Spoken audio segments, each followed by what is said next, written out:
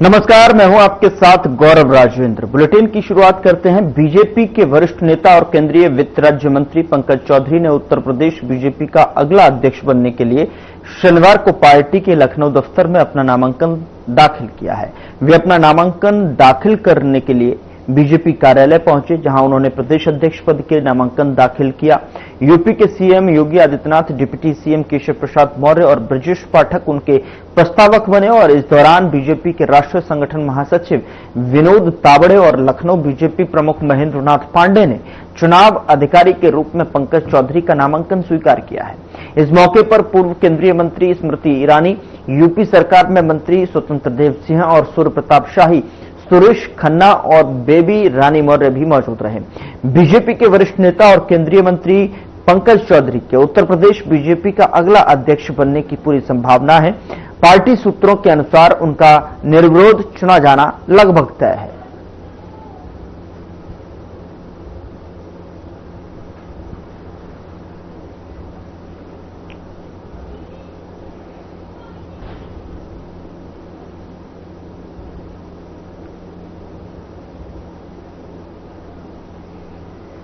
उधर केंद्रीय गृह मंत्री अमित शाह बस्तर ओलंपिक समापन समारोह में शामिल हुए। उन्होंने कहा कि केंद्रीय गृह मंत्री अमित शाह ने संभाग स्तरीय बस्तर ओलंपिक के समापन समारोह में शामिल हुए, जहां उन्होंने दूध उत्पादन को लेकर कहा कि मैं आप सभी को विश्वास दिलाना चाहता हूं कि बस्तर के सभी आदिवासी जिलों में सबसे ज्यादा दूध उत्पादन करके डेयरी के माध्यम आय बढ़ाई जाएगी। बस्तर में नए उद्योग, उच्च शिक्षा की व्यवस्थाएं और जरूरत के मुताबिक अस्पतालों की व्यवस्थाएं भी हो।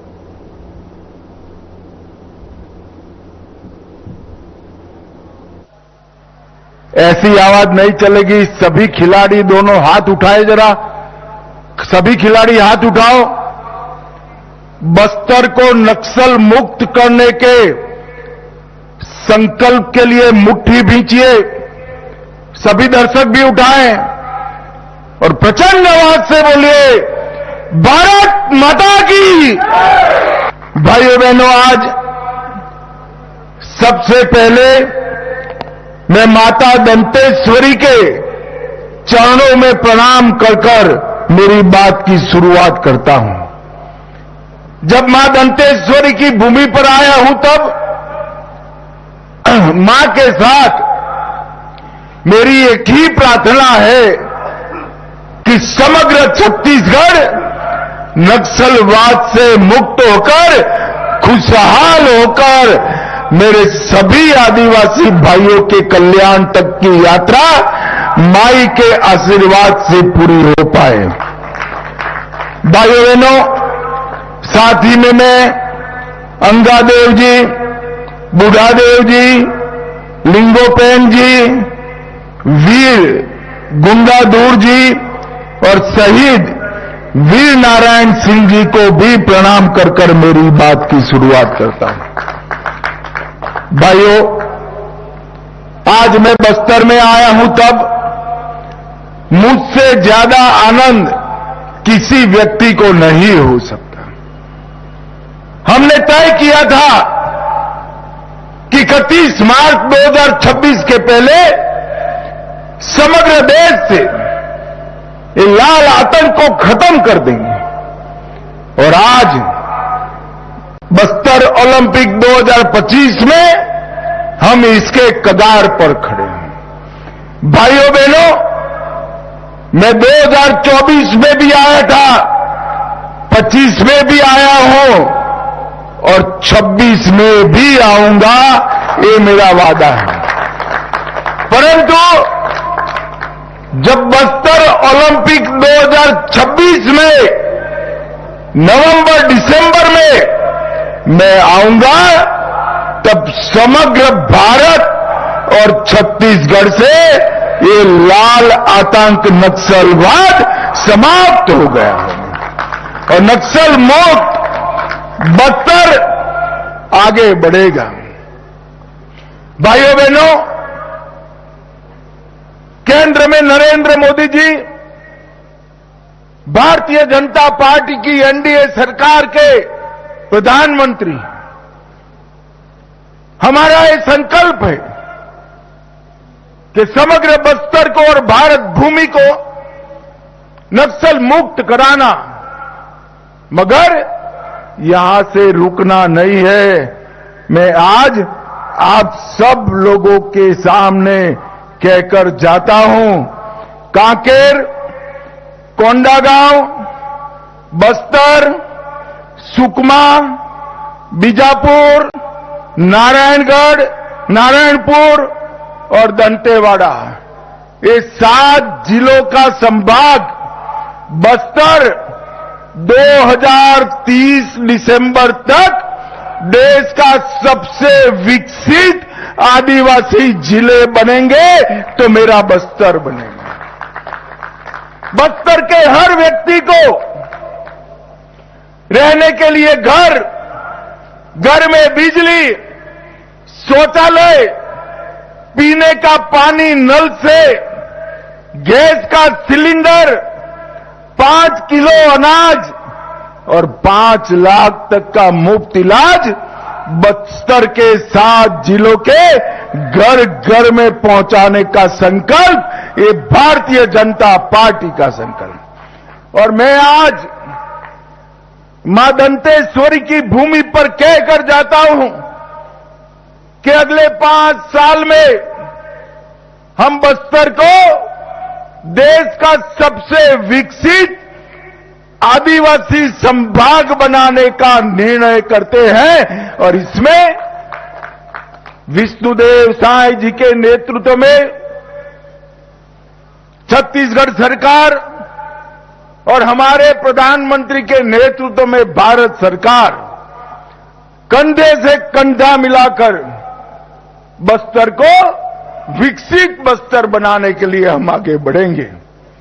भाइयों बहनों, जब मैं विकसित बस्तर का शब्द प्रयोग कर रहा हूं तब हर व्यक्ति के घर में सुविधाएं तो होगी ही होगी, हर गांव रोड से जुड़ा हुआ होगा, हर गांव में बिजली होगी, 5 किलोमीटर के क्षेत्र में बैंकिंग सुविधाएं होगी और सबसे घने पीएचसी, सीएचसी का जाला बुनने का काम भी ये भारतीय जनता पार्टी की दोनों सरकारें करेंगी। यहां पर वन उपज के प्रोसेसिंग के लिए कोऑपरेटिव बेसिस पर यूनिट लगाए जाएंगे और ये बस्तर के 7 जिले सभी आदिवासी जिलों में सबसे ज्यादा दूध उत्पादन कर डेयरी के माध्यम से अपनी आय बढ़ाने वाले जिले बनेंगे। इसका मैं आज सबको विश्वास दिलाना चाहता हूं। बस्तर के अंदर नई इंडस्ट्री, उच्च शिक्षा की व्यवस्थाएं, भारत में सबसे अच्छी स्पोर्ट्स संकुल और जितनी भी जरूरत है इतनी अस्पताल की व्यवस्था भी करेंगे। कुपोषण के लिए विशेष स्कीमें चलाई जाएगी और जिन्होंने आत्मसमर्पण किया है, नक्सलवाद से हथियार डालकर वापिस आए हैं और जो नक्सलवाद के कारण इंजर्ड हुए हैं, वो सभी के लिए अति सुंदर पुनर्वसन की योजना भी हम लेकर आएंगे। और भाइयों बहनों, नक्सलवाद समाप्त हो ये हमारा लक्ष्य जरूर है, पर क्यों है? क्योंकि नक्सलवादी एक क्षेत्र के विकास के ऊपर नाग बनकर फन फैलाकर बैठा था।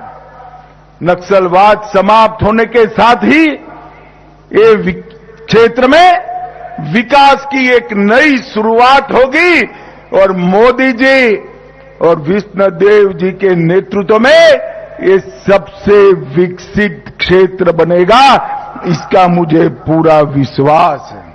और मैं मेरे सभी आदिवासी भाइयों बहनों को कहकर जाता हूं कि मैं खुद ये विकसित विकसित बस्तर के, नक्सल मुक्त बस्तर के हमारी योजना को अंजाम तक पहुंचाने के लिए दिन रात परिश्रम करूंगा। भाई बहनों, यहां 7 जिलों की 7 टोलियां और 1 टोली सरेंडर नक्सलों की थी। जब 700 से ज्यादा सरेंडर नक्सल बच्चों ने, भाइयों बहनों ने इस खेलों में भाग लिया, वो समाचार मुझे मिला तो बहुत बहुत आनंद हुआ। नक्सलवाद के झांसे में आकर पूरा जीवन तबाह हो जाता, ऐसे 700 से ज्यादा युवा आज खेल के रास्ते पर आए हैं। और अभी जो परेड हुई इसमें शांति के प्रतीक ऐसे सफेद रंग के साथ सरेंडर किए हुए नक्सली खिलाड़ी 200 से ज्यादा संभाग स्तर पर आए हैं। ये हम सब के लिए बहुत बड़ी बात है। मैं सभी दर्शकों को कहना चाहता हूं कि हमारे सरेंडर नक्सली खिलाड़ियों के स्वागत में जोर से ताली बजाकर जरा इनका स्वागत करिए, हौसला अफजाई करिए। और मैं इस मंच से जितनी दृढ़ता के साथ ये कहना चाहता हूं कि 31/3/2026 को ये देश नक्सलवाद से मुक्त हो जाएगा। इतनी ही विनम्रता से मैं अपील भी करना चाहता हूं, अभी भी गुमराह होकर हमारे ही लोग हाथ में हथियार लेकर बैठे हैं।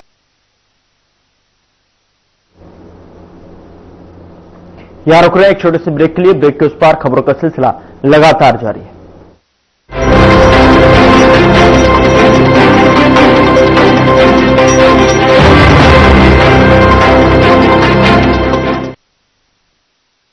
कुछ लोग खाते पीते तो बहुत बढ़िया हैं, पर फिर भी उनकी सेहत नहीं बनती।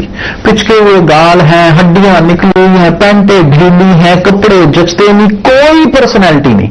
ऐसे लगता है उधर से खाए जा रहे हैं, उधर से निकले जा रहा है, क्योंकि उनका पाचन तंत्र खराब है। और जब तक के पाचन तंत्र दुरुस्त नहीं होगा, वो जितना मर्जी अच्छे से अच्छा खा ले, उनकी सेहत नहीं बन सकती।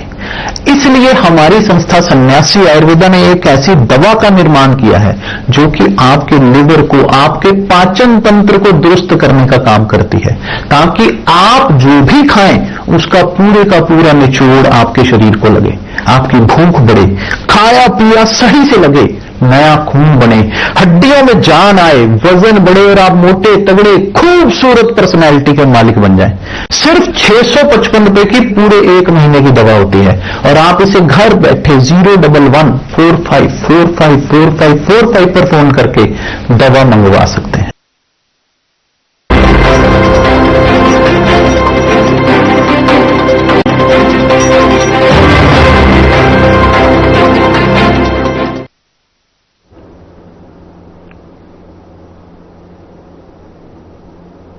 ब्रेक के बाद स्वागत है आपका। खबरों में आगे बढ़ते हैं। उपराष्ट्रपति सीपी राधाकृष्णन, प्रधानमंत्री नरेंद्र मोदी, लोकसभा नेता प्रतिपक्ष राहुल गांधी और अन्य सांसदों ने 2001 के संसद हमले की बरसी पर इसमें जान गंवाने वाले सुरक्षाकर्मियों को श्रद्धांजलि दी।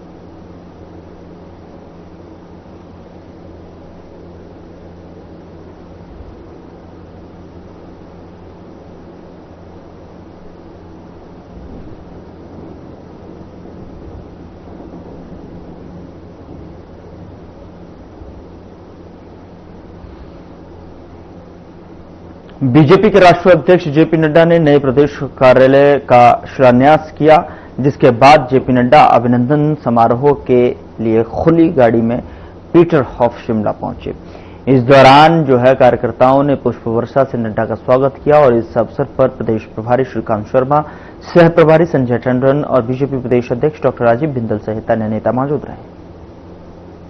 यह सौभाग्य है कि मुझे आज अपनी कर्म भूमि हिमाचल, जहां से मेरा सार्वजनिक और राजनीतिक जीवन प्रारंभ हुआ, ऐसी पवित्र धरती पर मुझे एक लंबे अंतराल के बाद आने का सौभाग्य मिला है।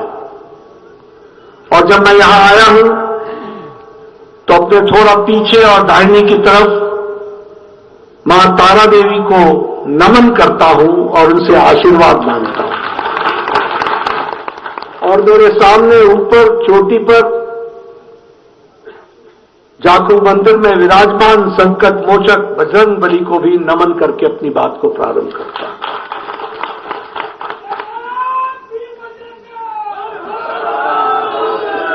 आप सब लोगों ने जिस हर्ष उल्लास उमंग ऊर्जा के साथ मेरा और मेरे साथियों का स्वागत किया है, सबसे पहले तो मैं उसके लिए आपको अपनी ओर से और पार्टी के कार्यकर्ताओं की तरफ से बहुत बहुत धन्यवाद देता हूं। बहुत बहुत धन्यवाद।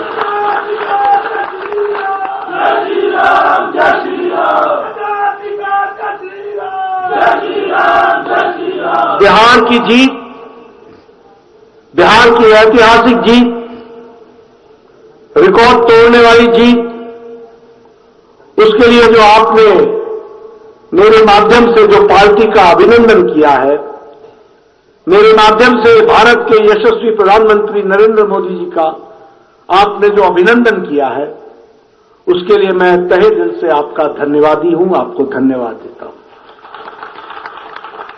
ये जीत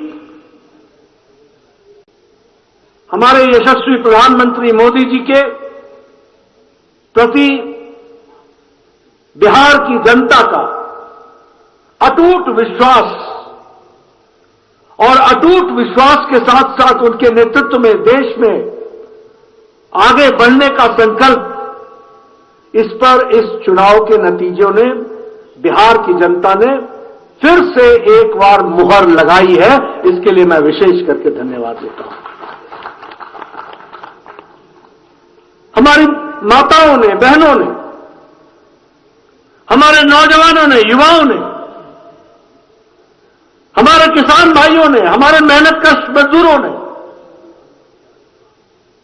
समाज के सभी वर्गों ने बिहार में एक तरफा जीत का संदेश सारे देश को दिया है और राजनीतिक दृष्टि से वह संदेश गया है। यह संदेश सिर्फ इतना ही नहीं है, यह संदेश जो लोग देश को और प्रदेश को घुसपैठियों के सहारे चलाना चाहते हैं, उनको भी बिहार में बाहर का रास्ता दिखा दिया है। इसको भी हमको ध्यान में रखना चाहिए। आज देश में ये बहस चल पड़ी है, देश कौन चलाएगा?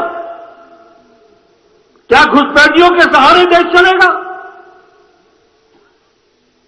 या देश उनके सहारे चलेगा जो देश में हमारे देश के नागरिक, राष्ट्रभक्त, जो देश के लिए दिन रात एक करके आगे बढ़ते हैं?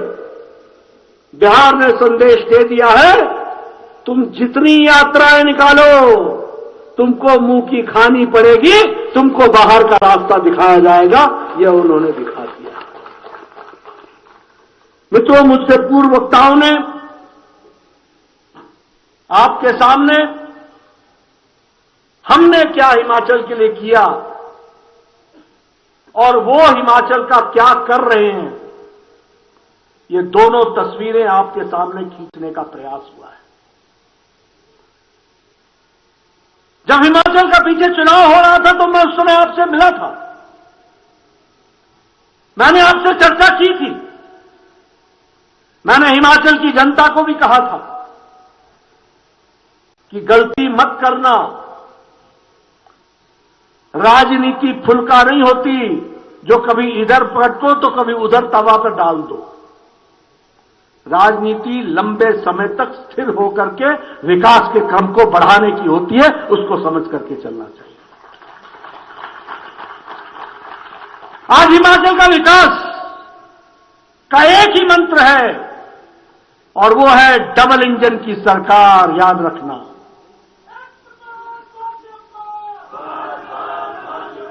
गाड़ी में एक तरफ पहिए होंगे और एक तरफ नहीं होंगे तो गाड़ी चलेगी नहीं। और मैं इसलिए नहीं कह रहा हूं कि हमारी विरोधी सरकार है, मैं इसलिए कह रहा हूं कि हमारे यहां बैठे हुए लोग मोदी जी के नेतृत्व में नियतन हिमाचल को आगे ले जाना चाहते हैं, और दूसरी ओर कांग्रेस पार्टी के लोग नियतन सत्ता का भोग करके मौज करो, खाओ पियो, मौज करो, आगे किसने देखा है, इस मन को लेकर के चलते हैं। इसलिए हमारा मेल बैठ नहीं सकता। ये दूसरे किस्म की सरकारें हमारे साथ चल नहीं पाएंगी, और मैं आगे आंकड़ों के साथ आपको बताऊंगा। सिर्फ मैं इसलिए नहीं बोल रहा हूं कि मुझे बोलना है क्योंकि मैं राजनीतिक दृष्टि से भारतीय जनता पार्टी का अध्यक्ष हूं, मैं इसलिए बोल रहा हूं कि हिमाचल की जनता को ध्यान में रखना होगा, और इसकी चर्चा मैं आगे चल करके करने वाला हूं। आज मैं आप सबको इस बात के लिए भी बधाई देना चाहता हूं कि आज मुझे सौभाग्य मिला है कि शिलान्यास करके भूमि पूजन करने का, और हिमाचल को, शिमला को एक भव्य पार्टी के कार्यालय का भूमि पूजन का सुअवसर मुझे मिला। इसके लिए मैं बहुत बहुत धन्यवाद देता हूं और बहुत बहुत बधाई देता हूं। मित्रों, प्रधानमंत्री मोदी जी ने कहा है कि हमारे कार्यालय अच्छे सुसज्जित होने चाहिए, मॉडर्न फैसिलिटी से इक्विप्ड होने चाहिए, हमारे कार्यकर्ताओं को वहां रिसर्च करने का मौका मिले, सोशल मीडिया को हम अलग से स्थान दें, हमारे रिसर्च की ट्रेनिंग का सेंटर बने, मंथन हो, और इसलिए हर आधुनिक सुविधा के साथ कार्यालय बनाने की योजना उन्होंने हम सबके सामने रखी थी। मुझे बताते हुए खुशी हो रही है कि 787 कार्यालय बनाने का हमने लक्ष्य रखा। जहां जहां हमारा काम है वहां जिले में हमने पार्टी के कार्यालय का 787 का लक्ष्य रखा। 617 कार्यालय बन चुके हैं, जिसमें हिमाचल प्रदेश के भी 9 कार्यालय बन चुके हैं, और आगे चल करके 16 कार्यालयों में काम चल रहा है, यानी बचे हुए 11 कार्यालयों में काम चल रहा है। बहुत तीव्र गति से वहां भी कार्यालय बनेंगे।